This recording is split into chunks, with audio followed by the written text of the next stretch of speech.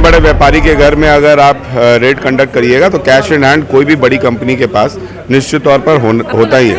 Agencies जो है जो एग्जामिनेशंस लेती हैं वो किसी के कंट्रोल में नहीं होती हैं, वो कहीं ना कहीं दबाव के कारण यहाँ से लेके केंद्र तक उनको दबाव झेलना पड़ता है। नमस्कार, एसटी न्यूज देख रहे हैं आप और मैं हूं आपके साथ गौरी रानी। झारखंड विधानसभा शीतकालीन सत्र का पहला दिन और पहले दिन बीजेपी सरकार पर धीरज साहू मामले को लेकर आक्रामक रही। हमारे साथ इसी मुद्दे पर बात करने के लिए कांग्रेस विधायक अनूप सिंह हैं। इनसे जानते हैं सर, 500 करोड़ के कैश कांड की जांच, सीबीआई जांच की मांग बीजेपी कर रहा है। देखिए, जांच होनी चाहिए, उसमें कोई दिक्कत नहीं है, क्योंकि अब इनकम टैक्स ने रेड कंडक्ट किया तो जांच निश्चित होनी चाहिए। लेकिन रेड पढ़ने से कोई अभियुक्त साबित नहीं हो जाता है। निश्चित तौर से जब ऑपरेशन रिपोर्ट आएगा, जब इनकम टैक्स ये प्रेस कॉन्फ्रेंस के माध्यम से, जांच के माध्यम से बता पाएगा कि ये पैसा उनका वाजिब पैसा है या इलीगल पैसा है, तब जाके उन पर कुछ आरोप घटेगा। इतने बड़े व्यापारी के घर में अगर आप रेड कंडक्ट करिएगा तो कैश इन हैंड कोई भी बड़ी कंपनी के पास निश्चित तौर पर होता ही है। क्योंकि राज्यसभा की सदस्यता जानी चाहिए, जैसे कि बीजेपी। देखिए, मैं नहीं समझता हूँ कि राज्यसभा की सदस्यता जानी चाहिए। धीरज साहू जी की परिवार जो है वो बहुत बड़ी व्यवसायी परिवार रही है और 1949 में उन्होंने हुक्मनामा के साथ 49 लाख रुपए दान दिए थे, प्लस सोना जेवर भी दान दिया था, और अगर उसी का इंटरेस्ट रेट आप पकड़ ले तो 500 करोड़ रुपया होता।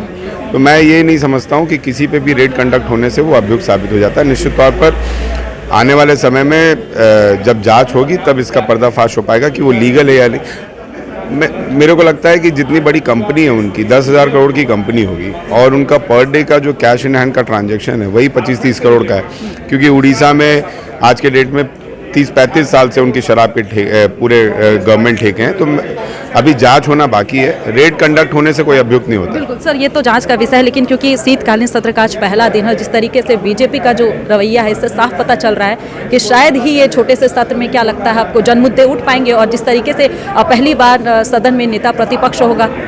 देखिए, सदन में नेता प्रतिपक्ष आना निश्चित तौर पर बहुत सारी समस्याओं का समाधान हम लोग कर पाएंगे और यही हमारी मांग रही थी कि नेता प्रतिपक्ष जल्दी से आप बहाल करिए। बीजेपी का जो रवैया था कि उन्होंने बाबूलाल मरांडी को प्रोजेक्ट किया हुआ था, बाबूलाल मरांडी जी का दल बदल का मामला चल रहा था, जिसके चलते हो नहीं पाया। अब जाके नेता प्रतिपक्ष आए, निश्चित तौर पर नेता प्रतिपक्ष सदन के एक गरिमामत पद होता है और हम लोग उनका स्वागत करते हैं। लेकिन बीजेपी को ये भी देखना चाहिए कि जिस तरह से पार्लियामेंट में वो सभी सांसदों को पूरे सत्र के दौरान सस्पेंड करवा देते हैं अपना काम कराने के लिए, तो केंद्र में जैसे उनकी सरकार है वैसे राज्य में भी दूसरी की सरकार है, तो उसको भी मौका देना चाहिए काम करने का। सर, आखिरी सवाल लेंगे, क्योंकि आप युवा है तो युवा के दर्द को बेहद करीब से देख सकते हैं, उनकी पीड़ा को समझ सकते हैं। जिस तरीके से जो एग्जाम जो कैंसिल किए जा रहे हैं, 8 साल से JSSC की एग्जाम नहीं हो पा रही, इसको आप कैसे देखते हैं? क्या आप लोग गंभीर है रोजगार को लेकर और नौकरी दिलाने को लेकर? देखिए, मुख्यमंत्री जी बहुत ज़्यादा गंभीर है और 29 तारीख को हम लोग 8,000 नियुक्तियाँ पत्र बांट रहे हैं। परमानेंट नौकरी की, सरकारी नौकरी की 8,000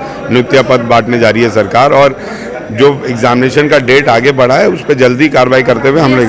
JPSC क्यों सर बार-बार फंस रहा है? देखिए, एजेंसीज जो है जो एग्जामिनेशंस लेती हैं वो किसी के कंट्रोल में नहीं होती हैं, वो कहीं ना कहीं दबाव के कारण यहाँ से लेके केंद्र तक उनको दबाव झेलना पड़ता है। एजेंसीज जब मना कर देती हैं कि हम एग्ज़ाम लेने के पोजीशन में अभी नहीं हैं, तो निश्चित तौर पर जो JPSC है या JCC है उसमें भी लोगों को सोचने पे मजबूर होना पड़ता है, क्योंकि उतना बड़ा अभी गवर्नमेंट सेंटर नहीं है, हम प्राइवेट सेंटर के आधार पर एग्जामिनेशंस कंडक्ट करा रहे हैं। निश्चित तौर पर जब गवर्नमेंट का सेंटर होगा तो एग्जामिनेशन और बेहतर तरीके से हो पाएगा। अभी प्राइवेट कंपनीज़ के द्वारा जो कंप्यूटर सेंटर्स का निर्माण किया गया है उसी में TCS के भी एग्ज़ाम्स होते हैं, उसी में रेलवेज़ के भी एग्ज़ाम्स होते हैं, उसी में केंद्र सरकार के भी एग्ज़ाम्स होते हैं, उसी में राज्य सरकार के भी एग्ज़ाम होते हैं। तिथि तो निर्धारित कर दी जाती है लेकिन सेंटर का अवेलेबिलिटी जो है वो नहीं मिल पाता है। मुख्यमंत्री जी इस पर गंभीर है। कल हमारी बात भी हुई है हमारी सब विधायकों की, हम लोग ने आग्रह किया है कि सर जितना जल्दी हो सके इस मुद्दा को सॉल्व किया जाए। बहुत बहुत शुक्रिया हमारे साथ जुड़ने के लिए। हमारे साथ इस वक्त